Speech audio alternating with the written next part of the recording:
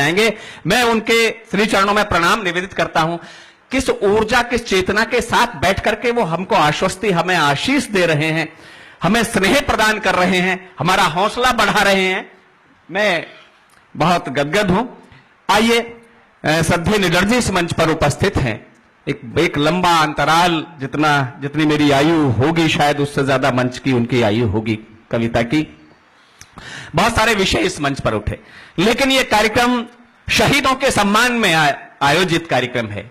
शहीद मेजर आशाराम त्यागी जी का परिवार बैठा है और हम सब उनके परिवार के लोग हैं। ये सारा देश उनका परिवार है। कर्नल साहब चले गए, तेजेंद्र जी। मैं 4 पंक्तियां सौंपता हूं दोस्तों। प्रिय संदीप बैठे, मेरे छोटे भाई। सच में बताता हूं, हम छोटे छोटे थे, मेरे पिता भी कवि थे, चाचा जी भी कवि, राजा जी। और गोष्ठियां होती थी, हम कई बार पढ़ भी लिया करते थे जब मन होता था, जैसा भी हम लिख पाते थे, जैसे पन्ने काले करते थे और सुनने के लिए हम रहते ही थे साथ। मैं 4 पंक्तियां पढ़ता हूं। स्वागत भैया। मेजर आशाराम त्यागी जी को स्मरण करें। उन्होंने युद्ध लड़ा 65 का। 65 का वो युद्ध जब पड़ोसी मुल्क को दुनिया की सबसे बड़ी ताकत ने कुछ टैंक दिए थे, घोषणा करके कि अजय टैंक है, इन्हें कोई तोड़ नहीं सकता।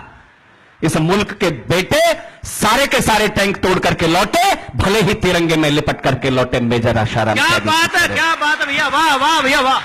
मेजर आशाराम त्यागी का पराक्रम, उनके साथियों का पराक्रम, शहीदों का पराक्रम जो 65 और उससे पूर्व में भी या बाद में भी रहे हो, वो आपके सीने में हिलोरें ले जाएं। तो 4 पंक्तियां अर्जुन सिसोदिया सभागार में पढ़ता है। संभालना मुझे मन देना कि जो गाया देश का तुमने तराना याद रखेगा, जो गाया देश का तुमने तराना याद रखेगा, तुम्हारा मुल्क पर सब कुछ लुटाना याद रखेगा। संभालना अगली 2 पंक्तियां स्वाभिमानी लोगों कि जो गाया देश का तुमने तराना याद रखेगा, तुम्हारा मुल्क पर सब कुछ लुटाना याद रखेगा।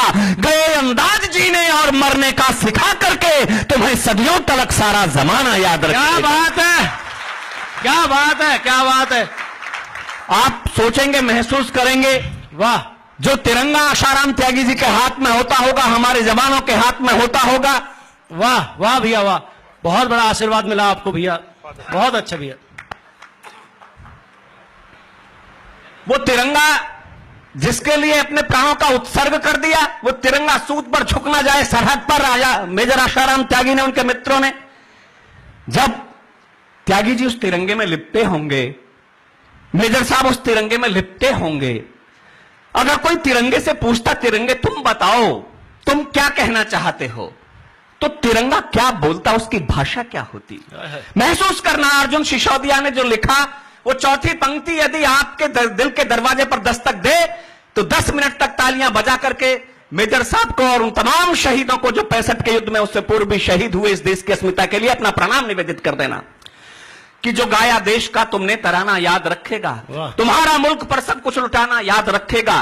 गए अंदाज जीने और मरने का सिखा करके तुम्हें सदियों तलक सारा जमाना याद रखेगा। और वो पंक्तियां यदि मैं तिरंगे से पूछूं, आप तिरंगे से पूछते कि कैसा लग रहा है, वो तिरंगे में लिपटे हुए हैं, तो वो बोलता क्या कि ना अपने मुल्क को रोता तड़पता छोड़ कर जाओ, ना अपने मुल्क को रोता बिलखता छोड़ कर जाओ, ना अपने हिंद को रोता तड़पता छोड़ कर जाओ।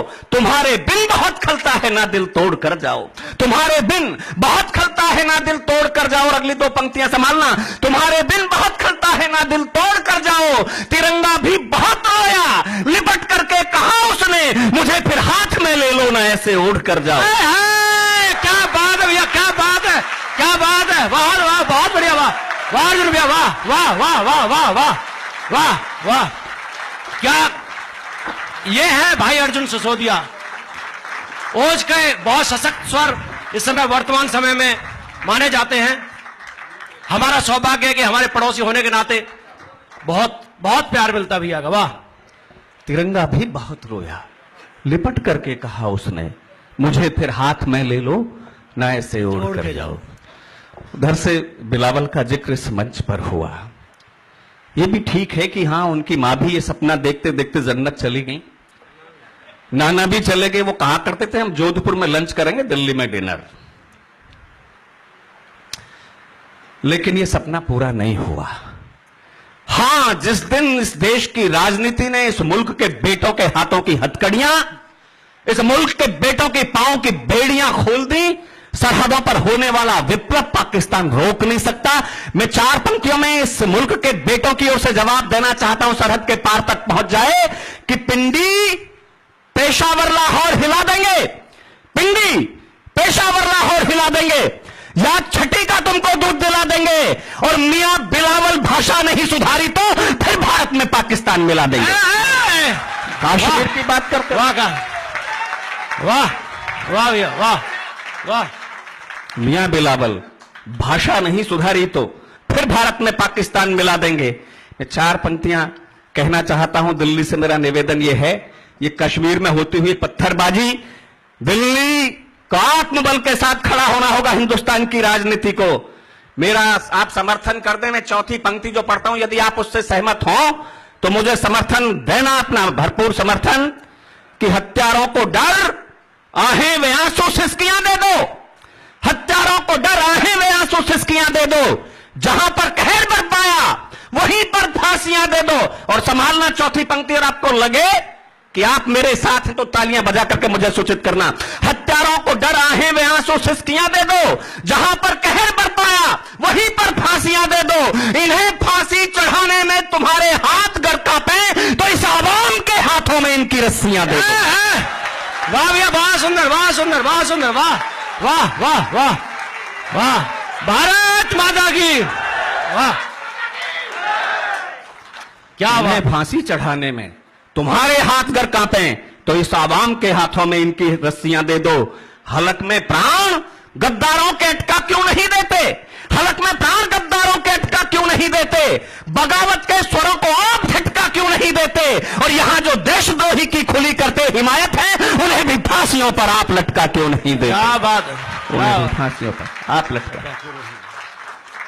बात ये थी 2014 में पाकिस्तान को जवाब दिया जाना चाहिए कि नहीं दिया जाना चाहिए, हेमराज और सुधाकर के सर वापस आने चाहिए कि नहीं चाहिए। क्या बात। लेकिन इतनी जल्दी आंखों में मोतिया बिंदु उतर जाएगा ये हमें भी नहीं पता था। मैं 4 पंक्तियां पढ़ना चाहता हूं दोस्तों। वाह। और जब एक बात आपके साथ बांटता हूं, जब राम और रावण का युद्ध चल रहा था तो लक्ष्मण को शक्ति का आघात लगा। राम के दल में चिंता हुई आगामी युद्ध कैसे लड़ा जाएगा। हनुमान सोते हुए सुषेण वैद्य को उठा करके लाए। उन्होंने बताया लक्ष्मण जीवित हो सकते हैं, शर्त यह है रातों रात हिमालय से संजीवनी आए। दक्षिण में लंका में युद्ध चल रहा था, उत्तर में हिमालय से संजीवनी कौन लेकर के आए रात भर में। तो मर्यादा पुरुषोत्तम श्री राम ने हनुमान से निवेदन किया, हे संकट मोचन, अब आप हो इस संकट से मुक्ति दिला सकते हो। पवन पुत्र हनुमान ने रात्रि के गहन अंधकार में अंतरिक्ष में प्रस्थान किया संजीवनी लाने के लिए। तो सूर्य से उनका संवाद हुआ। हम विज्ञान के युग में जीने वाले लोग जानते हैं कि रात्रि में सूर्य कभी अस्त नहीं होता, पृथ्वी अपनी दिशा परिवर्तित कर लेती है। सूरज से संवाद हुआ कि हे सूरज इतना ध्यान रहे, संकट एक सूरज वंश पे है। भगवान राम सूर्यवंशी थे, लक्ष्मण मूर्छित है। हे सूरज इतना ध्यान रहे, संकट एक सूरज वंश पे है। लंका के नीच राहु द्वारा आघात दिनेश अंश पर है। मेरे आने से पहले यदि किरणों का चमत्कार होगा तो सूर्य वंश में सूर्यदेव निश्चित ही अंधकार होगा। आशा है मेरी प्रार्थना को सच्चे मन से स्वीकारोगे, आतुर की आर्त अवस्था को होकर करुणार्थ निहारोगे। यह हिंदुस्तान का पहला स्वर, यह सवा अरब के शक्तिशाली मुल्क की पहली भाषा। जब ये गांधी का स्वर बोलता है, गौतम का स्वर बोलता है, महावीर स्वामी का स्वर बोलता है, अहिंसा परमो धर्म का स्वर बोलता है। लेकिन इस मुल्क की अहिंसा को कोई कायरता की संज्ञा दे तो इसे हनुमान का दूसरा स्वर भी सीखना पड़ेगा। आशा है मेरी प्रार्थना को सच्चे मन से स्वीकारोगे, आतुर की आर्त अवस्था को होकर करुणार्थ निहारोगे। अन्यथा अन्यथा क्षमा करना दिनकर, अंजनी तने से पाला है, बचपन से जान रहे हो तुम हनुमत कितना मत वाला। क्या बात है, वाह वाह वाह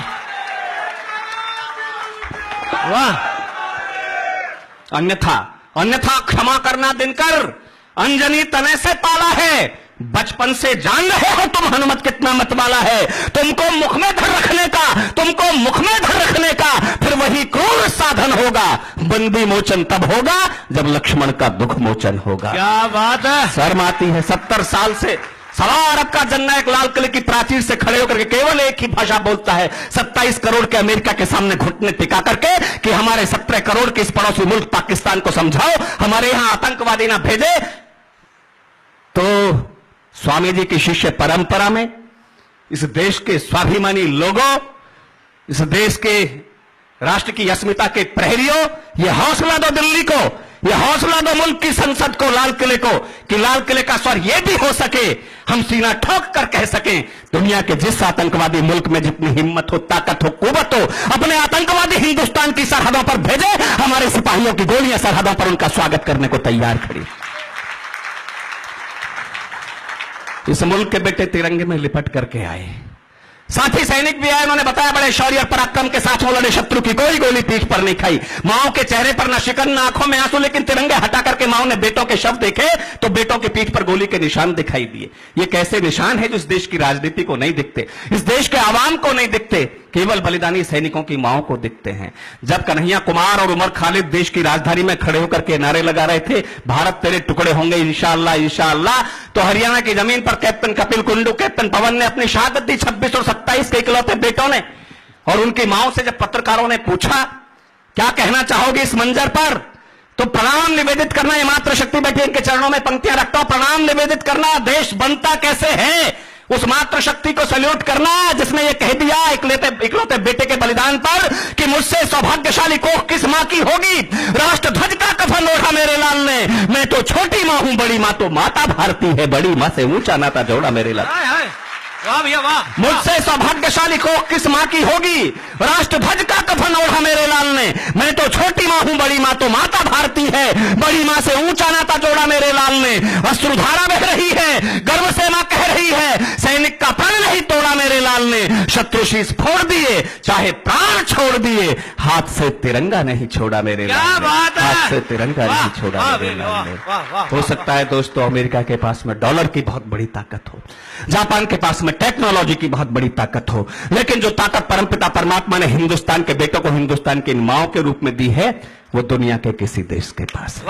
पत्रकारों ने रोने की वजह पूछी तो सीना ठोक कर कह दिया, रोती इसलिए नहीं है बेटा सरहद पर शहीद हो गया, रोती इसलिए है कि दूसरा बेटा नहीं था जिसे सरहद पर भेज पाती। तब इनको प्रणाम करते हुए कि मैं उस बेटे की मां हूं जो मंगवा गया शत्रु से पानी, मैं उस बेटे की मां हूं जो मंगवा गया शत्रु से पानी, अभिमन्यु सा घिरा व्यूह में लेकिन जिसने हार न मानी, मेहंदी आंचल बिछुए पायल चाहे घायल छोड़ गया, वो बलिदानों के अमर ग्रंथ में स्वर्णिम पन्ने जोड़ गया। क्या बात है भैया, क्या बात है। मेहंदी आंचल बिछुए पायल राखी घायल छोड़ गया, वो बलिदानों के अमर ग्रंथ में स्वर्णिम पन्ने जोड़ गया, वो अनगिन घाव लगे सीने पर, अनगिन घाव लगे सीने पर, लेकिन कदम हटे ना पीछे, प्राण भले दे दिए मगर ना दिया तिरंगा झुकने नीचे, प्राण भले दे दिए मगर ना दिया तिरंगा झुकने नीचे। देश प्रेम की बलिवेदी पर अपना लाल चढ़ाया मैंने, देश धर्म की बलिवेदी पर अपना लाल चढ़ाया मैंने, तब शहीद की मां होने का अनुपम गौरव पाया मैंने। मुझको है अफसोस यही और केवल एक मलाल यही है, जिसे भेज देती सरहद पर दूजा कोई लाल नहीं। क्या बात है, क्या बात है, बहुत सुंदर। संभालना अगली दो पंक्तियां। मुझको है अफसोस यही और केवल एक मलाल यही है, जिसे भेज देती सरहद पर दूजा कोई लाल नहीं है। मुझको डर है बलिदानों का कहीं सिलसिला रुक ना जाए, जिसकी खातिर लाल दे दिया वही तिरंगा झुकना जाए, जिसकी खातिर लाल दे दिया वही तिरंगा झुकना जाए। माए वाह, अब बहुत सारी माला होगी भैया। हाँ एक बार उतार। वाह भैया वाह, बहुत सुंदर, जोश भर दिया सिराओं में आपने। वाह वाह अर्जुन भैया। सबको पता है इस देश की राजनीति का चरित्र, सबको पता है 13 दिसंबर 2001 जब लाल किले से आपकी भाषा बोलने वाले लोग मेजों के नीचे छुपने की जगह खोज रही थी इस देश की राजनीति, तो इस देश की नौजवान पीढ़ी अपना रक्त देकर के विश्व के सबसे बड़े लोकतंत्र के मंदिर को गिरने से बचा रही थी। उसमें 7 बेटे थे और एक बेटी थी कमलेश कुमारी। हम बहुत सारी बातें टिप्पणियां कर देते हैं वर्दी पर, वर्दी चाहे खाकी हो या सरहद की वर्दी हो, ये सब हमारे और आपके बेटे भाई हैं, जिन्हें जैसा आदेश आपने दे दिया है उस आदेश का परिपालन करने के लिए वो अपने प्राणों को हथेली पर रख करके खड़े हैं। मुझे कभी इस मुल्क की नौजवान पीढ़ी से कोई शिकायत नहीं रही। मैं देखता हूं जब भी कोई व्यक्ति कोई दिशा दे देता है, कोई मार्गदर्शन, कोई नेतृत्व कर देता है, चाहे वो स्वामी जी हो नरसिंहानंद जी, चाहे दीदी चेतना जी हो, तब ये मुल्क की नौजवान पीढ़ियां अपने प्राणों का उत्सर्ग करने के लिए तत्पर हो जाती है, राष्ट्र के लिए उद्यत हो जाती है। मैं संदीप को देखता हूं, वो यहां से बोलता है, वो जो कुछ कहता है यहां से बोलता है, और उसे खुद एक ऐसा देशभक्ति का, राष्ट्र प्रेम का, धर्म का एक ऐसा नशा है जो मैं महसूस करता हूं। वो उस नशे को वो चाहे शब्द कहीं शिथिल पड़ जाए लेकिन भावनाएं आप तक पहुंचती हैं तो आपकी तालियों के सैलाब उठते हैं। संदीप के लिए आपका स्नेह उठता है। मैं 4 पंक्तियां पहले इस नौजवान पीढ़ी के लिए पढ़ दूं। इधर से जब बच्चे तालियां उठाते हैं, इधर से ये बच्चे तालियां उठाते हैं, तो मुझे लगता है कि हिंदुस्तान का कोई कुछ नहीं कर सकता। वाह। इस मुल्क के बेटे जब इतनी देशभक्ति के साथ खड़े हैं तो कोई कुछ नहीं कर सकता। और आप मेरे तर्क से सहमत हो जाएं, इस नौजवान पीढ़ी के समर्थन में तालियां भूतपूर्व नौजवान भी बजा दें। हिंदुस्तान में कोई बुजुर्ग नहीं होता है नहीं। कि इनसे भले ही व्यवहार में हो भूल चूक, फिर भी ये मस्त जिंदगानी काम आएगी। छोटे छोटे बच्चे कविता पढ़ रहे थे। वही बात थी कि कहा गया कि अंगार की भाषा बोल रहे थे श्रृंगार के समय में। ये संस्कार मिले हैं, ये स्वामी जी के दिए हुए संस्कार हैं। मैं पढ़ता हूं कि इनसे भले ही व्यवहार में हो भूल चूक, फिर भी ये मस्त जिंदगानी काम आएगी। कभी कभी मानी और कभी नहीं मानी वह की है जो इन्होंने मनमानी काम आएगी। जब जब कंस शिशुपाल के बढ़ेंगे पाप, जब जब कंस शिशुपाल के बढ़ेंगे पाप, नटखट कृष्ण की कहानी काम आएगी। और अगली पंक्ति यदि आप तक पहुंच जाए तो 10 मिनट तक तालियां उठते हुए देखना चाहता हूं कि इनसे भले ही व्यवहार में हो भूल चूक, फिर भी ये मस्त जिंदगानी काम आएगी। कभी कभी मानी और कभी नहीं मानी वह की है जो इन्होंने मनमानी काम आएगी। जब जब कंस शिशुपाल के बढ़ेंगे पाप, जब जब कंस शिशुपाल के बढ़ेंगे पाप, नटखट कृष्ण की कहानी काम आएगी। देश को जरूरत पड़ेगी जब खून की तो अल्हड़ सी यही नौजवानी काम आएगी। वाह वाह वाह, अल्हड़ सी यही नौजवानी काम आएगी। वाह जो भैया, वाह वाह वाह वाह। तो मुल्क इन्हीं बेटों की तरफ देखेगा। मैं जिस कॉलेज में पढ़ाता हूं 700 विद्यार्थी या तो खाकी वर्दी पहन करके देश की आंतरिक सुरक्षा में खड़े हैं या सरहद पर खड़े हैं। करगिल को लड़ा योगेंद्र ने, मेरा शिष्य, तो सीने पर 17 गोलियां खा करके टाइगर हिल पर तिरंगा फहरा करके लौटा। मैं पिछले दिनों जी न्यूज के एक कार्यक्रम में 5 दिन करगिल रहा। मेरे लिए वो किसी तीर्थ स्थान से कम नहीं था। मैंने देखा, मुझे बताया गया यहां विक्रम बत्रा ने या मनोज पांडे ने, यहां योगेंद्र यादव ने तिरंगा फहराया था। वो ऊपर थे, हजारों फीट ऊपर, कोई घास का तिनका नहीं, छुप नहीं सकते थे। नीचे से चलते हुए मूवमेंट होता तो दिखाई देता था ऊपर से। एक के बाद एक शहादत देते चले गए इस मुल्क के बेटे, लेकिन एक एक चोटी को आजाद करके लौटे, भले ही तिरंगे में लिपट करके लौटे। मैं सैल्यूट करना चाहता हूं दोस्तों उन्हें। और 4 पंक्तियां मेरी चली जाएं, इस देश की नौजवान पीढ़ी की ओर से संसद के गाल पे तमाचा जैसा लग जाए। यदि राजनीति ने हिम्मत दिखाई होती तो ये समस्याएं आज खड़ी ना होती। कि पथभ्रष्ट होने का कलंक जो लगाया गया, हमने वो आत्म बलिदान से मिटा दिया। पथभ्रष्ट होने का कलंक जो लगाया गया, हमने वो आत्म बलिदान से मिटा दिया। देश की सुरक्षा है तो देश की जवानियों ने सीमाओं पे बूंद बूंद रक्त को चढ़ा दिया। देश की सुरक्षा है तो देश की जवानियों ने सीमाओं पे बूंद बूंद रक्त को चढ़ा दिया। गोलियों के आगे निज सीने हम अड़ाते रहे, गोलियों के आगे निज सीने हम अड़ाते रहे। संसद को एक भी ना घाव लगने दिया। और यदि अर्जुन सिसोदिया आप तक पहुंचा हो, अर्जुन सिसोदिया जिस तालियों के सैलाब के लिए, जिस भाषा के लिए जाना जाता है, वो भावना, वो तेवर आप तक पहुंच जाए तो मुझे सूचित करना कि पथभ्रष्ट होने का कलंक जो लगाया गया, हमने वो आत्म बलिदान से मिटा दिया। देश की सुरक्षा है तो देश की जवानियों ने सीमाओं पे बूंद बूंद रक्त को चढ़ा दिया। गोलियों के आगे निज सीने हम अड़ाते रहे, संसद को एक भी ना घाव लगने दिया। आप समझौतों वाली मेज पे न जीत पाए, चोटियों पे हमने तिरंगा लहरा दिया। वाह भैया, वाह वाह वाह वाह वाह वाह वाह वाह वाह वाह वाह। इसलिए चोटी के ओज कवि माने जाते हैं। श्याम नारायण पांडे जी के बाद अगर आज देश में नाम आता है, निर्णय जी का आता है ओज में, अर्जुन सिसोदिया जी का आता है, ऐसे ऐसे कवि आज इस पावन मंच पे हैं। ये हमारा सौभाग्य है। और यति गुरुदेव सामने बैठकर सुन रहे हैं। वाह भैया वाह। राजस्थान में एक छोटी सी जगह है, नीम का थाना। 24 साल का बेटा सरहद पर शहादत दे गया। 6 महीने पहले दुल्हन की डोली लेकर के आया था घर पर, जाना पड़ा लड़ने के लिए। शहादत देने से पहले एक पत्र लिखा पत्नी के नाम कि यूं तो तेरे इश्क पर ये जान भी कुर्बान है। आप कहते हैं पीढ़ियां बच्चलन हो गई। यूं तो तेरे इश्क पर ये जान भी कुर्बान है। आप कहेंगे इसमें क्या खास, क्या नया, क्या विशेष लिख दिया। लेकिन दूसरी पंक्ति जो राजस्थान के हिंदुस्तान के बेटे ने लिखी, उसे सुनकर के लगे कि आज भी इस देश की नौजवान पीढ़ियों में भगत सिंह, चंद्रशेखर आजाद या महाराणा प्रताप के संस्कार धड़कते हैं तो उसे सल्यूट करना।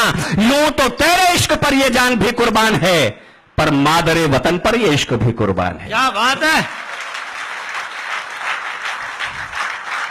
बेटे आए तिरंगे में लिपट करके, साथी सैनिकों ने बताया बड़े शौर्य पराक्रम के साथ वो लड़े, शत्रु की कोई गोली अपनी पीठ पर नहीं खाई। माओ के चेहरों पर ना शिकन ना आंखों में आंसू, लेकिन तिरंगे हटा करके माओ ने बेटों के शव देखे तो बेटों के पीठ पर गोली के निशान दिखाई दिए।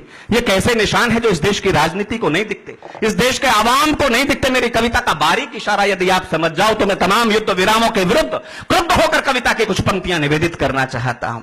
हमारे किसी सैनिक के पीठ पर कोई गोली का निशान नहीं, लेकिन -30 डिग्री के तापमान में पीठ पर 30 किलो वजन बांध करके नाखूनों से पहाड़ काट करके हिमालय की बर्फीली चोटियों को इस मुल्क के बेटों ने अंगारों में तब्दील कर दिया, और उसके बाद में दिल्ली ने समझौते कर लिए। ये इशारा जिन लोगों तक पहुंच जाए वो मुझे सूचित करना। मां अपने बेटे के शव से पूछती है कि उसके पीठ पर गोली का निशान कैसा।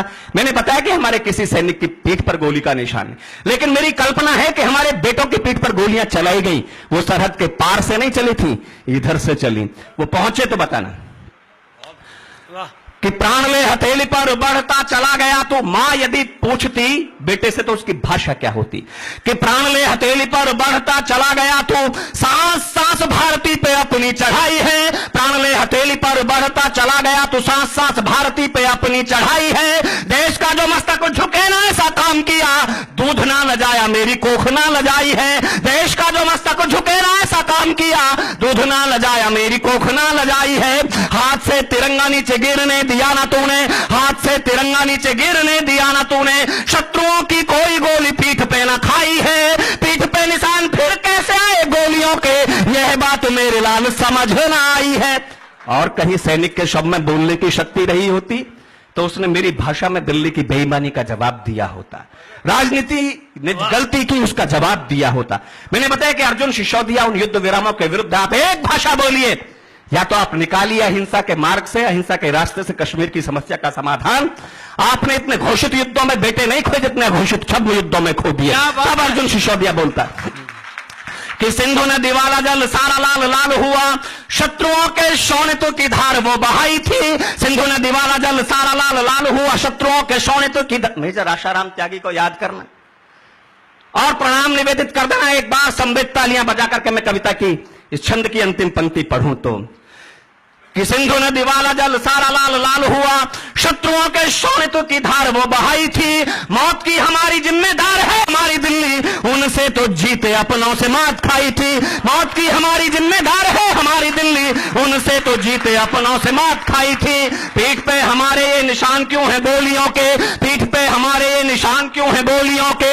जान ले समूचा देश चिट्ठी भिजवाई थी, चोटियों पे गाढ़ रहे जब थे तिरंगे हम, चोटियों पे गाढ़ रहे जब थे तिरंगे हम। पीठ पे हमारे गोली दिल्ली ने चलाई थी। क्या भाव है, युद्ध विराम हो गया, सीज फायर हो गया, लाहौर तक इस मुल्क के बेटों क्या भाव है, बेटे वाह, गए, वाह, वाह, वो जमीन वाह, वापस वाह, कर दी वाह, गई वाह, समझौतों में। वाह अर्जुन भैया, वाह वाह वाह वाह वाह वाह भैया वाह, बहुत सुंदर बहुत सुंदर। भैया हिंदी के प्रोफेसर हैं गुलाबटी में, आज डिग्री कॉलेज के। मतलब मुझे आज तक अपनी गरीबी का कभी दुख नहीं हुआ। जब भी मैं सोने की अपनी माला बनवाता था कोई ना कोई कवि मेरे से ले लेता था। ये शुरुआत करी चेतन ने, और मेरी माला बहुत कम सोने की होती है, 1 तोला सोना बाकी नकल की।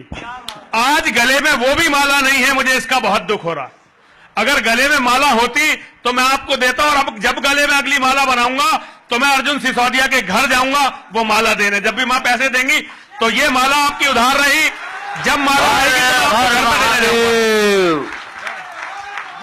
अगर ना अब ये क्या अब है ही नहीं, जो मिल गया नहीं मैं देने जा, असल में बात कच्ची नहीं करता हूं मैं, ये नहीं कि मैंने कह दी तो भूल गया, नहीं। जब भी पैसे आएंगे अगली माला बनेगी मैं अर्जुन जी के घर पे देने जाऊंगा, मां जगदंबा की माला जरूर। और हुंकार में देंगे, हुंकार में देंगे, पक्का पक्का हुंकार। लेकिन जो आपके शब्द हैं, मतलब इनका मोल नहीं चुकाया जा सकता।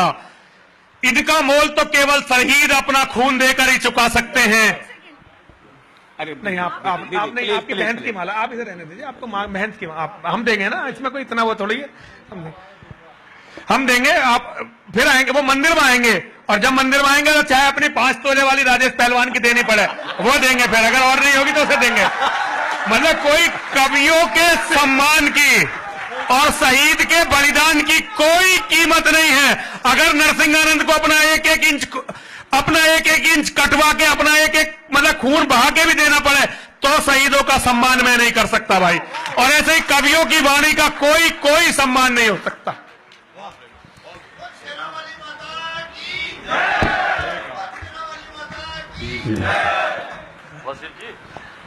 देखिए, जो वरद हस्त उन्होंने मेरे सर पर रख दिया है वो हजारों नीलमणियों से, सहस्रों स्वर्ण मुद्राओं से बहुत मूल्यवान है।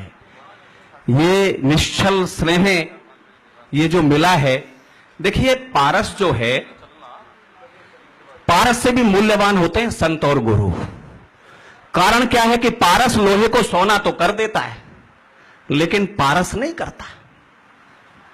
और यह है कि जब सदगुरुओं ने किसी का स्पर्श कर दिया तो फिर वो वाल्मीकि, महर्षि वाल्मीकि जो पहले दूसरे स्वरूप में जाने जाते थे, स्पर्श मात्र से कवि कुल भूषण हो जाते हैं, आदि कवि हो जाते हैं, महर्षि वाल्मीकि हो जाते हैं।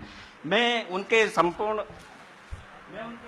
श्री चरणों में अपनी संपूर्ण श्रद्धा निवेदित करते हुए, आदरणीय दीदी, आदरणीय गुरुजी, मैं उस क्रम में जुड़ता हूं जी जी जिसमें मैं पढ़ रहा था। वाह। और दोस्तों एक बात कहना चाहता हूं, मैंने कहा कि तमाम युद्ध विरामों के विरुद्ध मैं समझौते जो हुए उनके खिलाफ कुछ कहने की कोशिश कर रहा हूं। देखिए, ऐसे ही नहीं सर्जिकल स्ट्राइक होती हैं, ऐसे ही नहीं जमीनें जीती जाती हैं। ये सेना जानती है, इस मुल्क के बेटे जानते हैं कि वो क्या करना पड़ता है। राजनीति के लोग गाल बजा देते हैं, सर्जिकल स्ट्राइक नहीं हुई, हमें सबूत दीजिए। कारण क्या है कि जैसा चरित्र उनका है वैसे ही इस देश के मुल्क के बेटों का, सैनिकों का, सिपाहियों का वो सोचने समझने लगते हैं। मैं 4 पंक्तियां पढ़ता हूं दोस्तों। स्वागत भैया। मेरा छोटा भाई है स्वागत कि जब जब दिल्ली ने भरोसा हम पे किया है, हम शत्रुओं का दंभ झाड़ते चले गए। जब जब दिल्ली ने भरोसा हम पे किया है, हम शत्रुओं का दंभ झाड़ते चले गए। यहां मौला जपने के सपने जो देखते थे उनको उखाड़ते पछाड़ते चले गए। नानी याद करता था पानी मांगता था पाक, नानी याद करता था पानी मांगता था पाक। जब चाहा पानी सा उतारते चले गए। दुख है तो इतना है जिसे गोलियों से जीता, दिल्ली वाले बोलियों से हारते चले गए। दुख है तो इतना है जिसे गोलियों से जीता, दिल्ली वाले बोलियों से हारते चले गए। दिल्ली वाले बोलियों से हारते चले गए। और जिन्होंने कहा सर्जिकल स्ट्राइक नहीं, यदि सेना के बेटों को यह माइक दिया जाता तो उनकी भाषा यह होती जो अर्जुन सिसोदिया बोलते। क्या भैया, वाह। वो इशारा आप तक पहुंचाए तो चौथी पंक्ति पर तालियों का विस्फोट देना और सेना के बेटों को बता देना कि हम इस मुल्क की एहसान फरामोश राजनीति के साथ नहीं खड़े, हम तुम्हारे साथ खड़े हैं। कि आन बान शान पे ना दाग लगने दिया है, स्वाभिमान देश का संवार कर आए हम। 150 बच्चे गए, 2 घंटे के लिए दिल्ली ने आदेश दिया, अपना नाखून दिए बिना दुश्मन के मुंड उतार करके लौटे। उनको सैल्यूट करना। आन बान शान पे ना दाग लगने दिया है, स्वाभिमान देश का संवार करवाए हम। भारती का मानचित्र धुंधला जो हो गया था, शत्रुओं के रक्त से निखार कर आए हम। भारती का मानचित्र धुंधला जो हो गया था, शत्रुओं के रक्त से निखार कर आए हम। बैरियों के सीने फाड़ गाड़ते तिरंगे रहे, शत्रुओं के वक्ष फाड़ गाड़ते तिरंगे रहे। चाहे सांस मौत से उधार करवाए हम। और अगली पंक्ति यदि चुभ जाए फिर से तो फिर मुझे सूचित करना तालियां बजाकर कि बैरियों के सीने फाड़ गाड़ते तिरंगे रहे, चाहे सांस मौत से उधार करवाए हम। सरहद पार से तो जीता है बार बार, हर जंग अपनों से हार कर आए हम। क्या बात है, वाह भैया, वाह वाह वाह। सरहद पार से तो जीता है हर युद्ध अपनों से हार कर आए हम, हर युद्ध अपनों से हार कर आए हम। और उन्होंने कहा कि हम ये छीन लेंगे, वो छीन लेंगे, कश्मीर छीन लेंगे। कुछ नहीं साहब, मेजर आशाराम त्यागी के पराक्रम को याद करना। जब वो आई होगी, उनकी डेड बॉडी, परिवार में समाचार आया होगा, क्या बताया होगा साथी सैनिकों ने किस पराक्रम के साथ वो लड़े। और वो टैंक जो 65 के युद्ध में पड़ोसी मुल्क ने दिए थे, पड़ोसी मुल्क को अमेरिका ने, वो कैसे तोड़े होंगे पैटर्न टैंक मेजर आशाराम त्यागी ने। 4 पंक्तियां पढ़ता हूं, उनका पराक्रम यदि आपके दिल में हिलोरें ले तो उसे तालियों में तब्दील करके मुझ तक भेजना कि शत्रु आए शक्ति के गुमान से भरे हुए जो, शत्रु आए शक्ति के गुमान से भरे हुए जो, सीमाओं पे दंभ उनका निचोड़ दिया है। भारतीय सैनिकों ने तोप से अड़ा के सीने मौत के दहानों का भी मुंह मोड़ दिया है। भारतीय सैनिकों ने तोप से अड़ा के सीने, भारतीय सैनिकों ने टैंक से अड़ा के सीने मौत के दहानों का भी मुंह मोड़ दिया है। शत्रुओं के मस्तकों को मुट्ठियों में भींच भींच, शत्रुओं के मस्तकों को मुट्ठियों में भींच भींच कच्ची मिट्टी के घड़ों के जैसा फोड़ दिया है। अम्मा तेरे लाडले ने प्राण छोड़ने से पहले, अम्मा तेरे लाडले ने प्राण छोड़ने से पहले शत्रुओं का आखिरी भी टैंक क्या बात है, क्या बात है, वाह वाह वाह वाह वाह वाह वाह वाह वाह वाह। ये सच है, मेजर आसाराम त्यागी जी ने 7 टैंक तोड़े थे और भैया ने उन्हें शिल्प में गाड़ दिया। ये होती है कविता, ये होते हैं कवि। वास्तव में देखा जाए 7 टैंक जब तोड़े थे तो अंतिम टैंक मेजर आसाराम त्यागी जी ने तोड़ा था, जिससे हमने विजय पाई थी। वो नहीं रहे लेकिन हमारे घर विजय आई। क्या बात है भैया, वाह। वो परंपरा आसाराम त्यागी जी की चुकी नहीं है, उनके वंशधर बैठे हैं और उनके पराक्रमी वंशधरों के बीच में दिल्ली को आश्वस्ति देना चाहता हूं। दोस्तों, कोई समस्या नहीं है कश्मीर की। कविता देखने वाले लोग कविता देखें, देश प्रेम देखने वाले देश प्रेम देखें और अपने बेटों का पराक्रम देखने वाले इन 4 पंक्तियों में पराक्रम देखें और अपनी तालियों की मोहर लगाएं कि शत्रुओं ने कश्मीर पाक में मिलाने के जो कल्प चित्र खींचे हैं समूचे फाड़वाएंगे। शत्रुओं ने कश्मीर पाक में मिलाने के जो कल्प चित्र खींचे हैं समूचे फाड़वाएंगे। शत्रु दुशासन सा जो छू गया है मां का चीर, उनकी भुजाएं भीम से उखाड़वाएंगे। शत्रु दुशासन सा जो छू गया है मां का भाल, उनकी भुजाएं भीम से उखाड़वाएंगे। सुख से सियालकोट के सियार सो न पाए, सुख से सियालकोट के सियार सो न पाए, सैनिक सपूत सिंह से दहाड़वाएंगे। दिल्ली 10 घंटे की इजाजत हमें जो दे दे, दिल्ली 10 घंटे की इजाजत इन्हें जो दे दे, इंच इंच पाक में तिरंगे गाड़वाएंगे। क्या बात है, क्या बात है, वाह वाह वाह वाह वाह वाह वाह। भारत माता की, भारत माता की जय।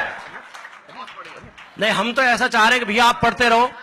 हाँ, अभी गुरुदेव का वो है कि भैया और कुछ पढ़ो, क्योंकि हाँ, वाह वाह, हर हर महादेव, वाह भैया वाह। यहां से मेरे छोटे भाइयों ने सरदारों की पराक्रमी परंपरा का जिक्र किया था। गुरु गोविंद सिंह के चित्र हम देखते हैं, 4-4 बेटों का बलिदान, 2 सरहिंद की दीवारों में जिंदा चुन दिए गए, 2 चमकौर के युद्ध में शहीद हो गए। पिता का बलिदान, स्वयं का बलिदान, 4-4 बेटों का बलिदान। शहीद आजम भगत सिंह को शहीदों की सूची में शामिल नहीं किया गया। मैं 4 पंक्तियां पढ़ता हूं, हम नहीं बताएंगे इस मुल्क के बेटों को कि देश आजाद कैसे हुआ, किनके दम पर हुआ, कौन भगत सिंह थे, कौन महाराणा प्रताप, कौन पृथ्वीराज चौहान, कौन शिवाजी, कौन मेजर आशाराम, ये हम नहीं बताएंगे। कौन भगत सिंह, ये नहीं बताएंगे और सोचेंगे कि पीढ़ियां भगत सिंह जैसी जन्म लें इस हिंदुस्तान में। मैं 4 पंक्तियां पढ़ता हूं, मैं कॉलेज में पढ़ाता हूं, मैं अपनी जिम्मेदारी कवि के नाते भी समझता हूं, अध्यापक के नाते भी समझता हूं। इसलिए मैंने कभी कविता नहीं पढ़ी, मैंने क्रांति के आंदोलन पढ़े। क्या बात, क्रांति के आंदोलन गाए। और मेरा मानना है यदि इस मुल्क की नौजवान पीढ़ी में मैं 2-4 बेटों में भी कहीं देशभक्ति के संस्कार उड़ेल सका तो अर्जुन सिसोदिया का कविता लिखना क्या बात है भैया, क्या बात है, वाह। 4 पंक्तियां पढ़ता हूं। भगत सिंह है क्या, भगत सिंह की परिभाषा क्या। 3-3 पीढ़ियां क्रांतिकारी, 5 साल की छोटी सी उम्र में देश की आजादी के लिए खेतों में बंदूकें बोदी। 23 साल कुछ महीने की छोटी सी उम्र में मेरा रंग दे बसंती चोला गा करके हंसते हंसते फांसी का फंदा चूम लिया। वो माएं कैसी होंगी जिन्होंने ऐसे बेटों को जन्म दिया, भगत सिंह, राजगुरु और सुखदेव जैसे बेटों को। मैं उस विद्यावती मां को सैल्यूट करते हुए 4 पंक्तियां पढ़ने चाहता हूं भगत सिंह के संदर्भ में। मैं 4थी पंक्ति पढ़ूं तो जहां कहीं भगत सिंह हो स्वर्ग में, वहां तक आपकी तालियों का प्रणाम निवेदित हो जाए और उन्हें लगे कि इस मुल्क में कहीं देशभक्ति का अनुष्ठान हो रहा है हिंदी भवन में, लोहिया नगर में, कि शौर्य सिंधु का विराट ज्वार थे भगत सिंह, शौर्य सिंधु का विराट ज्वार थे भगत सिंह, जिसमें फिरंगियों की नाव डूब जानी थी। अंग्रेजों को न केवल भगत सिंह की जिंदगी से डर लगा, अंग्रेजों को भगत सिंह की मौत से भी डर लगा। इसलिए जो फांसी की तिथि 24 मार्च निर्धारित की गई थी, उससे पहले ही 23 मार्च की रात्रि में फांसी देकर के अधजला शव नदी की लहरों में प्रवाहित कर दिया।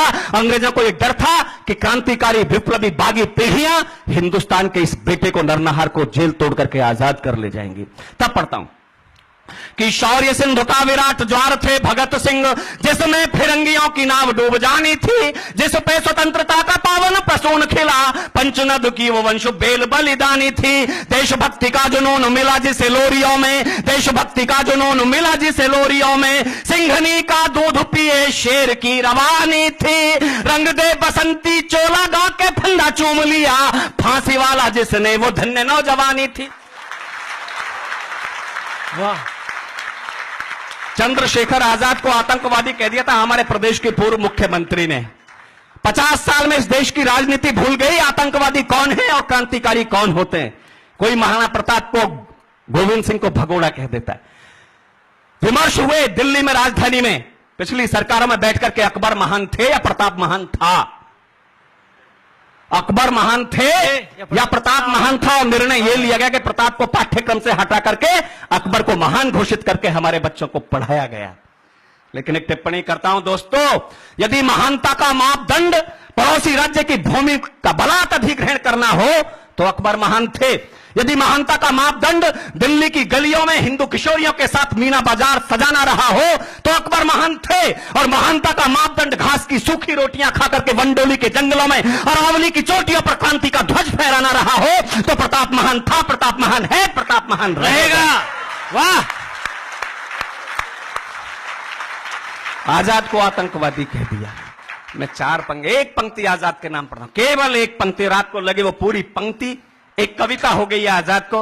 आजाद वो 12 साल की छोटी सी उम्र में पहली बार गांधी के सिद्धांतों पर चलते हुए अंग्रेजों की अदालत में खड़े हुए, 15 बेंतों की सजा मिली, बदन के कपड़े फट गए तो बदन पर कपड़े नहीं पहने, इस मुल्क की मिट्टी को मुट्ठी में लिया, एक शपथ लिए, घोषणा की कि ब्रिटानिया सरकार के कारखाने में कोई बुलेट ऐसी नहीं ढली जो आजाद के सीने में उतर सके, ब्रिटानिया सरकार के कारखाने में कोई कंक्रीट ऐसा नहीं बना जिससे बनी जेल में आजाद को कैद रखा जा सके। आजाद आजाद जिया, आजाद जिएगा, इस संकल्प का निर्वाह जिस क्रांतिकारी, जिस नौजवान ने 27 फरवरी 1931 को इलाहाबाद के अल्फ्रेड पार्क में हजारों अंग्रेजों से अकेले शेर की तरह मुठभेड़ करते हुए अपने माउजर की अंतिम गोली से अपने मस्तक पर प्रहार करके अपना हंसता हुआ जीवन पुष्प मां भारती के चरणों में समर्पित कर दिया, उन्हें प्रणाम करते हुए एक पंक्ति पढ़ता हूं। और वो एक पंक्ति यदि राजनीति पर भारी हो जाए, राजनीति के गाल पर तमाचा जैसा लग जाए, तो वो तमाचा मैं आपके हाथों में उठती हुई चिंगारियां भी देखना चाहता हूं अंतिम पंक्ति पढ़ते हुए कि छोटी सी उम्र में ही कर गई बड़े काम, ध्रुव नचिकेता प्रहलाद जैसी जिंदगी। 3 पंक्तियों में कविता सुन लें, चौथी पंक्ति में आजाद को चुन लें कि छोटी सी उम्र में ही कर गई बड़े काम, ध्रुव नचिकेता प्रहलाद जैसी जिंदगी, जन्म से नगण्य किंतु कर्म से प्रणम्य बनी, शबरी जटायु व निषाद जैसी जिंदगी, जन्म से नगण्य किंतु कर्म से प्रणम्य बनी, शबरी जटायु व निषाद जैसी जिंदगी, डायर के सीने में उतार गोली यूधम से, डायर के सीने में उतार गोली यूधम से, सीना तान के जियो फौलाद जैसी जिंदगी, जीते जी फिरंगी सरकार जिसे छू न सकी, जीते जी फिरंगी सरकार जिसे छू न सकी, धन्य चंद्रशेखर आजाद जैसी है। वाह वाह वाह।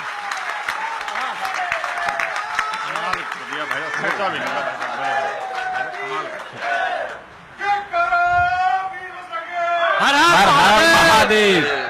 वाह। मेरे चाचा जी राजेंद्र राजा जी एक बात कहा करते हैं, ये वर्तमान के लोग, राजनीति के लोग विधायक हो सकते हैं, सांसद हो सकते हैं, मेयर हो सकते हैं, प्रधानमंत्री हो सकते हैं, लेकिन ये नेता नहीं है। क्या बात। नेता इस मुल्क में केवल एक हुआ, नेताजी सुभाष चंद्र बोस। वाह भैया वाह। मैं जितने बड़े कद्दावर और व्यक्तित्व पर पंक्तियां पढ़ता हूं उतनी ही बड़ी तालियां भी उठती देखना चाहता हूं। राजनीति बोलती कुछ है, भाषा बदल जाती है। वो हुंकार जो ब्रिटानिया साम्राज्य के उगते हुए सूरज को चुनौती देकर के गई, उस हुंकार को प्रणाम करना चाहता हूं। वो हुंकार इस मुल्क को आजादी के बाद 2 साल भी मिल गई होती तो देश का नक्शा कुछ और होता। मैं 4 पंक्तियां पढ़ता हूं, आप कितना मिस करते हैं नेताजी को, आप कितना प्रणाम करते हैं, आप कितना प्यार करते हैं, वो व्यक्त हो जाए कि मचा हुआ हाहाकार, छाया घोर अंधकार, धुंधली दिशाओं को प्रकाश की जरूरत है। मचा हुआ हाहाकार, छाया घोर अंधकार, धुंधली दिशाओं को प्रकाश की जरूरत है। शांति के बचाने और अशांति के मिटाने हेतु आज जन क्रांति के विकास की जरूरत है। लाख होशियार किंतु सिंहता विकल्प नहीं, शौर्य स्वाभिमानी इतिहास की जरूरत है। भारत को कल भी सुभाष की जरूरत थी, भारत को आज भी सुभाष की जरूरत है। भारत को कल भी सुभाष की जरूरत थी, भारत को आज भी सुभाष की जरूरत है। दोस्तों, क्या बात। मुझे तो 28 वर्ष हो गए ये सारा काम करते हुए, इसके अलावा मुझ पे दूसरा काम करना भी नहीं आता। मेरे परिवार के सारे लोग सेना में, मैं अकेला हूं जो इसके अतिरिक्त ये काम करता हूं। क्या बात है भैया। इसलिए मुझे नहीं पता, मुझे बता देना संदीप भाई जहां हो। आप शास्त्र गुरुजी से कर रहे हो, बता- वो शस्त्र से कर रहे हो भैया, शास्त्र से कर रहे हो आप भी। लेकिन- आपने भी युद्ध ही लड़े एक तरह से देखा जाए। हाँ, लेकिन मुझे ये बता देना, मुझे नहीं पता कि मेरी तो स्थिति बस वही है आर्मी के सैनिक की तरह, यदि आदेश दे दिया तो फिर आदेश का पालन चाहे प्राण चले जाए। मेरे छोटे भाई ने कविता का मुझसे एक आदेश किया मुझे कि, और श्रद्धेय निडर जी भी बैठे हैं, ये सारी कविताएं तो निडर जी ने, मेरे मित्रों ने बहुत बार सुनी हैं, लेकिन मेरा मन है कि मैं थोड़ा सा कुछ नया सुनाऊं। वाह भैया वाह। हुई कि हम बदला लेंगे, ये होगा भैया वो वाला लेकिन रह गया, जवानी बागी ना हो जाए, जवानी इस देश की, वो छंद भी पढ़ो एक बार। 4 पंक्तियां जो बहुत प्रिय हैं मेरे प्रिय भाई को, संदीप को। मैं पढ़ता हूं, राजनीति जो जो निर्णय ले रही है ना, जो जो अभी धाराएं गिनाई गई, शर्म करो बैठ करके आप इस देश की जिस पीठ पर, जिस स्थान पर आप बैठे हो, ये इस जनता का सौंपा हुआ है, इस जन भावनाओं से खिलवाड़ मत करो। मैं 4 पंक्तियां पढ़ता हूं कि शिशुओं ने सिंहों के जो दांत गिन के लिखी है, खो ना जाए शौर्य की कहानी इस देश की। शिशुओं ने सिंहों के जो दांत गिन के लिखी है, खो ना जाए शौर्य की कहानी इस देश की। धो ना जाए कोई बलिदान बलिदानियों का, व्यर्थ हो ना जाए कुर्बानी इस देश की। धो ना जाए कोई बलिदान बलिदानियों का, व्यर्थ हो ना जाए कुर्बानी इस देश की। अभिमन्यु चक्रव्यूह भेद ना रहे हैं सीख, अभिमन्यु चक्रव्यूह भेद ना रहे हैं सीख। कहीं सो ना जाए मां भवानी इस देश की। और आप संभालना अगली पंक्ति, और वो पंक्ति में ही अर्जुन सिसोदिया है, उसे पकड़ना, मुझ तक भेजना कि अभिमन्यु चक्रव्यूह भेद ना रहे हैं सीख, अभिमन्यु चक्रव्यूह भेद ना रहे हैं सीख। कहीं सो ना जाए मां भवानी इस देश की। जागी ना भागी यदि संसद तो डर है कि बागी हो ना जाए ये जवानी इस देश की। और जिस छंद का आदेश मेरे छोटे भाई ने किया, मैं वो आपके बीच में रखता हूं कि प्यार के बदले तनी है पार सीमा के मिसाइल, प्यार के बदले तनी है पार सीमा के मिसाइल। गोलियों से फिर हुए हैं बुद्ध के उपदेश घायल। विश्व मैत्री भाव की जिन वाणियां आहत पड़ी हैं, फिर अहिंसा के बदन में क्रूर संगीनें गढ़ी हैं। प्रेम और सद्भावना का मार्ग फिर रोका गया है, शांति के पथ पर हुआ गतिमान रथ टोका गया है। फिर अमन के गीत गाते पंछियों के पर कटे हैं, सरहदों पर आज फिर से सैनिकों के सर कटे। क्या बात है। फिर अमन के गीत गाते पंछियों के पर कटे हैं, सरहदों पर आज फिर से सैनिकों के पर कटे हैं। दृश्य सैनिकों के सर कटे हैं, दृश्य ऐसा देखकर भी खून क्यों खौला नहीं है। मुल्क का सरदार भड़हुंकार क्यों बोला नहीं है। ये सरासर बुज़दिली है, सिर्फ नादानी नहीं है। हुक्मरानों क्या तुम्हारी आंख में पानी। क्या बात है, वाह। सरासर बुज़दिली है, ये सरासर बुज़दिली है, सिर्फ नादानी नहीं है। हुक्मरानों क्या तुम्हारी आंख में पानी नहीं है। बाप के कंधे थके हैं लाश बेटों की उठाए, बाप के कंधे थके हैं लाश बेटों की उठाए। दूध मुहे बच्चे जलाते हैं शहीदों की चिताएं। आए कितनी और बाँचे दर्द की बोझिल कथाएं। कौन समझे चूड़ियों पिछुओं सिंदूरों की व्यथाएं। सह चुके जितनी बहुत है, पीर इतनी कम नहीं है। खेद है लेकिन तुम्हारी आंख अब भी नम नहीं। क्या बात है। सह चुके जितनी बहुत है, पीर इतनी कम नहीं है। खेद है लेकिन तुम्हारी आंख अब भी नम नहीं है। बेहयाई में तुम्हारा कोई भी सानी नहीं है। हुक्मरानो अब तुम्हारी आंख में पानी नहीं है। हाय हाय। प्रेम की वंशी गलाकर वज्र अब गढ़ना पड़ेगा, प्रेम की वंशी गलाकर वज्र अब गढ़ना पड़ेगा। एक अंतिम और निर्णायक समर लड़ना पड़ेगा। शत्रु से संवाद कैसा शीश ना लौटाए जब तक, प्राण का बनकर भिखारी ना शरण आ जाए जब तक। अनवरत संग्राम तब तक हो भला आराम कैसा, युद्ध की रणभेरियों के नाद को विश्राम कैसा। शत्रु को यदि नसिरों से खेलना भाने लगा है, काट कर वह सैनिकों के शीश ले जाने लगा है शपथ सिंहो तुम्हें अब कायरों के झुंड काटो, एक के बदले हजारों शत्रुओं के मुंड काटो। क्या बात है। है शपथ सिंहो तुम्हें अब कायरों के झुंड काटो, एक के बदले हजारों शत्रुओं के मुंड काटो। जुर्म का प्रतिकार करना, जुर्म का प्रतिकार करना कोई बेईमानी नहीं है। हुक्मरानो क्या तुम्हारी आंख में पानी नहीं है। दोस्तों, वाह। मुझे जिस कविता ने अर्जुन सिसोदिया बनाया, मेरी देश और देश की सरहद के पार तक जिसने पहचान बनाई, जिसने मुझे अनेकों बार लाल किला पढ़वाया, वो मेरी हस्ताक्षर कविता शांति दूत। हमसे कहते हैं लोग वीर रस के कवियों से, हमारी समझ में ये नहीं आता कि ये पाकिस्तान नहीं होता तो इन वीर रस के कवियों के चूल्हे कैसे जलते। ये पाकिस्तान के अतिरिक्त तो कुछ और बोल ही नहीं सकते। इनकी देशभक्ति केवल इनके वीर रस, इनका शौर्य पराक्रम खाली पाकिस्तान के विरुद्ध जगता है। लेकिन मैं अर्जुन सिसोदिया कविता से यहां प्रमाणित करके जाना चाहता हूं, हमारे पास सब कुछ है। मनवीर ने ठीक कहा था, 2 कैसेट होती है, एक यहां गले में फंसी होती है, एक यहां फंसी होती है। जब हमें अच्छे लोग मिल जाते हैं तो हम अच्छा पढ़ देते हैं, वरना तो कोलाहल में गधे बेचने वाले पशु मेलों में भी हम जाते हैं, है नहीं? जिसने दिन में गधा बेचा होता है, रात को वक्त काटने के लिए कवि सम्मेलन में बैठ जाता है, उससे भी ताली बजवानी होती है, तालियों से लिफाफे बड़े होते हैं। हालांकि यहां तो कोई चक्कर ही लिफाफे का नहीं है, यहां तो प्यार का, मोहब्बत का। मेरे छोटे भाई का आदेश हुआ, भैया आपको आना है। एक कविता आप संकेत की भाषा में समझ लें, बात वही है युद्ध की, लेकिन आप जब अज्ञातवास पूरा करने के बाद पांडव अपना अधिकार मांगने के लिए शांतिदूत कृष्ण को दुर्योधन के दरबार में भेजें कि हमारा आधा साम्राज्य शर्त के अनुसार अब वापस कर दिया जाए, और कोई मदांध दुर्योधन जब उस साम्राज्य को देने से इंकार कर दे, उस अधिकार को देने से इंकार कर दे, तो ये जरूरत है कि अर्जुन के गांडीव की प्रत्यंचा टंकार दे और भीम की गदा दुशासन और दुर्योधन की जंघाएं तोड़ दे। वाह भैया। मेरी कविता का शीर्षक है शांति दूत। भगवान श्री कृष्ण शांति दूत बनकर के दुर्योधन के दरबार, यह कथानक सबको ज्ञात है, बस अर्जुन सिसोदिया की कविता के कलेवर में आप नई तरीके से सुन लेना। स्वागत भैया, स्वागत भैया, स्वागत।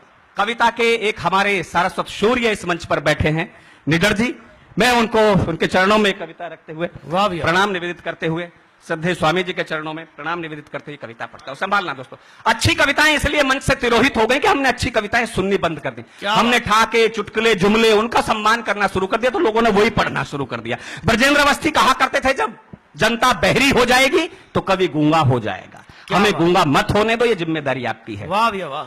देखियो, जिन्हें जाना हो, बहुत ज्यादा जल्दी हो, कहीं कोई बात हो, कोई ऐसा आवश्यक कार्य हो तो निकल जाए, 7 मिनट मुझे दे दीजिए। मैं चाहता हूं मेरी ये पूजा जैसी कविता आप इसके बीच में ना उठें और मुझे सूचित करते रहें कि अच्छी कविताएं भी, गंभीर कविताएं भी मंचों पर सुनी जाती हैं, अच्छी कविताओं का युग चले, ये आपकी जिम्मेदारी, आप संभालते रहना। आप तालियां बजाते रहेंगे तो मैं अतिरिक्त ऊर्जा के साथ आप तक पहुंचूंगा। कि संधि का ले प्रस्ताव स्वयं केशव दुर्योधन द्वार गए, संधि का ले प्रस्ताव स्वयं केशव दुर्योधन द्वार गए, वो धर्मराज को धर्म सहित दिलवाने जब अधिकार गए, तो सोचा था नटवर ने मन में दुर्योधन को समझा लूंगा, मैं शांति दूत बन महायुद्ध की आशंकाएं टालूंगा, पर अट्टहास कर दुर्योधन संधि की डोरी काट गया, वो अहंकार में चूर राज्य के लौटाने से नाट गया। तालियां बजाना तो फिर जैसी कविता वैसी चली। वो अहंकार में चूर राज्य के लौटाने से नाट गया। केशव बोले आधा न सही तो केवल 5 गांव दे दो, केशव बोले आधा न सही तो केवल 5 गांव दे दो, या जो जितना जैसा चाहो तुम उनको धराधाम दे दो, जो दे दोगे स्वीकार वही, आगे कुछ भार न डालूंगा, मैं 5 पांडु पुत्रों को जैसे बन पड़ा मना लूंगा। तो इतना सुनते ही दुर्योधन जलहीन मीन सा तड़प उठा, वह कड़क उठा, विद्युत जैसा घटकी ज्वाला ज्वाला सा भड़क उठा, बोला केशव ये राज्य कभी मांगे से नहीं मिला करते, जब तक ना आग धधकती हो पाषाण नहीं पिघला करते। सम्राट कहे जाने की सबके मन में इच्छा होती है, पर महासमर में भुजबल की घनघोर परीक्षा होती है। अपने बाहुबल पर उससे यदि पांडव मुझे हरा लेंगे तो केवल 5 गांव ही क्या सारा हस्तिनापुर पा लेंगे। शासक बनने की तो केवल रण में जय विजय कसौटी है, जिसकी बाहों में दमखम है धरती उसकी बापौती है हस्तिनापुर अक्षुण्ण और अविभाज्य नहीं दे सकता हूं, बिन युद्ध सोई की नौक बराबर राज्य नहीं दे सकता हूं। मधुसूदन बोले दुर्योधन रण की बातें बेमानी है, मधुसूदन बोले दुर्योधन रण की बातें बेमानी हैं, कोई भी जीते या हारे दोनों पक्षों की हानि है। तुम धर्मराज को राज्य न दो तब भी उनको समझा लूंगा, उनके अंतर में धधक रही नफरत की आग बुझा लूंगा। मैं पार्थ भीम गांडीव गदा को क्रुद्ध नहीं होने दूंगा, तुम शर्त युद्ध की मत रखो, मैं युद्ध नहीं होने दूंगा। वाह। तुम ये कह दो दुर्योधन मैं राज्य नहीं दूंगा, मेरा दावा है मैं पांडवों को बिना राज्य के मना करके वापस ले जाऊंगा, लेकिन युद्ध की चुनौती मत दो। अगली तो पंक्तियां संभालना। मैं पार्थ भीम गांडीव गदा को क्रुद्ध नहीं होने दूंगा। तुम शर्त युद्ध की मत रखो, मैं युद्ध नहीं होने दूंगा। वो लोग मनुष्यता के हित में कोई भी विष पी सकते हैं, लेकिन कायरता का लेकर अभिशाप नहीं जी सकते। वे लोग मनुष्यता के हित में कोई भी विष पी सकते हैं, लेकिन कायरता का लेकर अभिशाप नहीं जी सकते हैं। इसलिए युद्ध की शर्त अड़ा नादानी करना ठीक नहीं, युवा प्रवंचक होकर के मनमानी करना ठीक नहीं। आने वाले 100 जन्मों तक नुकसान नहीं भर सकते हो, तुम इस रण की भीषणता का अनुमान नहीं कर सकते हो।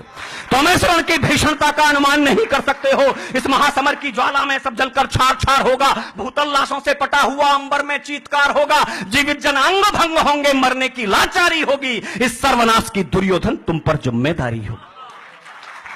फिर अभी समय है, तुम रण का कोलाहल बढ़ने से रोको, ये महाप्रलय के भीषणतम फिर मेघ घुमड़ने से रोको। केशव के सत्य वचन सुनकर दुर्योधन आपा खो बैठा, जो शेष बची थी अंतर में लज्जा मर्यादा धो बैठा। बोला गोकुल की गलियों में नंगे पांवों फिरने वाले, वो नंद यशोदा के कपड़ों और टुकड़ों पर पलने वाले, तू कहां रहा, हम कहां रहे, तेरा अपना कुछ मेल नहीं, ये शासन सत्ता राज काज अनपढ़ ग्वालों का खेल नहीं। वाह, तो सब कुछ सुनकर भी मनमोहन मन ही मन में मुस्काते थे। बड़े लोगों का बड़प्पन, महान लोगों की महानता। संभालना अगली पंक्तियां कि सब कुछ सुनकर भी मनमोहन मन ही मन में मुस्काते थे। उनकी आंखों में अनहोनी घटना के दृश्य समाते थे। यूं तो उस जगह उपस्थित थे धृतराष्ट्र, भीष्म, कृप, द्रोण सभी। यूं तो उस जगह उपस्थित थे धृतराष्ट्र, भीष्म, कृप, द्रोण सभी, लेकिन थी बात अचंभे की, सब कुछ सुनकर थे मौन सभी। और संभालना 2 पंक्तियां, सब कुछ सुनकर थे मौन सभी। जाने कैसी मजबूरी थी, जाने कैसी लाचारी थी, ये मौन महाभारत के पर भीषण रण की तैयारी थी। वाह, जाने कैसी मजबूरी थी, जाने कैसी लाचारी थी, ये मौन महाभारत के पर भीषण रण की तैयारी थी। मधुसूदन बोले दुर्योधन यदि रण ही न्याय कसौटी है, तो सुन ले कुंती पुत्रों को रण की स्वीकार चुनौती है। तेरे लोहू की धारा से लथपथ होना सिंहासन है, अब कुरुक्षेत्र की धरती पर रणचंडी का आवाहन है। जो बात समझ में ना आई पांडव तुझको समझा देंगे, वो तेरा वक्ष फाड़ करके श्वानों का भोज्य बना देंगे। क्या बात है।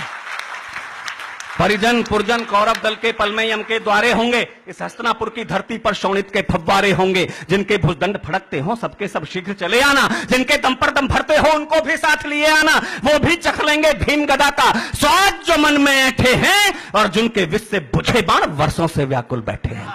वो भी चख लेंगे भीम गदा का स्वाद जो मन में ऐठे हैं, और जिनके विष से बुझे बाण वर्षों से व्याकुल बैठे हैं। इतना सुनते कौरव सारे टिड्डी दल जैसे छूट पड़े, बरछी भाले लेकर कृपाण वे मधुसूदन पर टूट पड़े। धृतराष्ट्र पुत्र दंभी बोला लो बांध इसे जंजीरों में। उस सभा भवन में मची हुई थी हलचल सबरण धीरों में। नटवर नागर क्षण भर में ही क्या करना है ये जान गए, वो दुशासन दुर्योधन की खोटी नीयत पहचान गए। उन मूढ़ जुगनुओं के आगे उगना दिनमान जरूरी था, कौरव दल की करतूतों में देना व्यवधान जरूरी था। क्या बात है। मैं 5000 वर्ष पूर्व लेकर के चलता हूं हस्तिनापुर, एक बिंब प्रस्तुत करता हूं। कौरव दल की करतूतों में देना व्यवधान जरूरी था। धरती डोली, दिग्गज कांपे, उन्नत ललाट सबने देखा। मैं रूप यशोदानंदन का होता विराट सबने देखा। तब शंख गदा और पद्म चक्र से चारों हाथ सुशोभित थे। दुर्जन आहत आशंकित थे, सज्जन अंतर्मन मोहित थे। वे चतुर्भुजी आभा असीम धरती अंबर आच्छादित थे। करबद्ध खड़े कृप भीष्म द्रोण मन ही मन में आह्लादित थे। कुछ बदन सुमन मुरझाए से, कुछ के मन सुमन विकसते थे। हस्तिनापुर में नरसमूह बीच नारायण खड़े भी हंसते थे। हस्तिनापुर में नरसमूह बीच नारायण खड़े भी हंसते थे। तो नव से पुष्पों की वर्षा कर सूर्यजन अभिनंदन करते थे। भूपर नर नारी भगवान के चरणों का वंदन करते थे। धरती का आंचल सुरभित था पूजन अर्चन मनोहारों से। थी दसों दिशाएं गूंज उठी केशव के जय जयकारों से। नारायण बोले भीष्म सुनो, हर शब्द मेरा न्यायोचित था। जो काम किया दुर्योधन ने, ये काम नहीं वीरोचित था। इसलिए उपस्थित विज्ञ जनों, मैं तुमसे कहकर जाता हूं, जो समझ न पाया दुर्योधन वो सार तुम्हें समझाता हूं। अनुचित करनी पर मौन रहे, सबके सब दागी होते हैं। करते अन्याय समर्थन जो अपयश के भागी होते हैं। करते अन्याय समर्थन जो अपयश के भागी होते हैं। ये युद्ध भयावह दृश्यों को इस भूतल पर आमंत्रण है, अपने हाथों से अपनी ही मृत्यु को खुला निमंत्रण है। जो यहां उपस्थित मौन रहे रण के उत्तरदायी होंगे, इसके परिणाम दुखद पीड़क घनघोर कष्टदायी होंगे। इतना कहकर के मनमोहन क्षण में हो अंतर्ध्यान गए। कुरुवंश ध्वंस के दृश्य लिए कर इंद्र प्रस्थान गए। उनके सम्मुख कौरव पांडव दल के सब मित्र उपस्थित थे। मनमोहन के अंतःपट पर रण के सब चित्र उपस्थित थे। वो जान गए दुर्योधन के मस्तक पर काल प्रभावी है। भाई भाई के बीच भयावह युद्ध अवश्यम भावी है। वाह! भाई भाई बहुत बहुत धन्यवाद। वाह वाह वाह वाह वाह, त्यागी जी बहुत सुंदर। एक बार जोरदार ताली।